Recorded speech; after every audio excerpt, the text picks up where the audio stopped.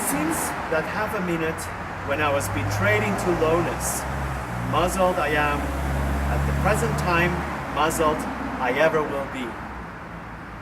Herbert said, "Certainly," but looked as if there were no specific consolation in this, and remained perplexed and dismayed.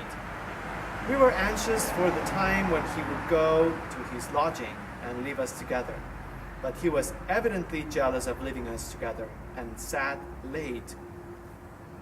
It was midnight before I took him round to Essex Street, and saw him safely in at his own dark door. When it closed upon him, I experienced the first moment of relief I had known since the night of his arrival. Never quite free from uneasy remembrance of the man on the stairs, I had always looked about me in taking my guest out after dark, and in bringing him back, and I looked about me now. Difficult as it is in a large city to avoid the suspicion of being watched when the mind is conscious of danger in that regard, I could not persuade myself that any of the people within sight cared about my movements. The few who were passing passed on their several ways, and the street was empty when I turned back into the temple. Nobody had come out at the gate with us. Nobody went in at the gate with me. As I crossed by the fountain, I saw his lighted back windows looking bright and quiet.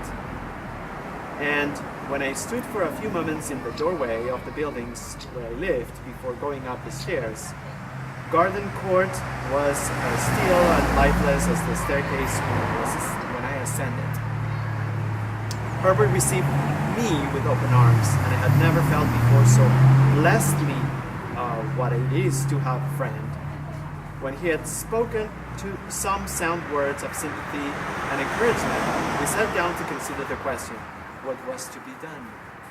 The chair that Provis had occupied still remaining where it had stood, for he had a barrack way with him of hanging about one spot, in one unsettled manner, and going through one round of observances with his pipe and his negro hat and his jackknife and his pack of cards and whatnot, as if it were all put down for him on a slate.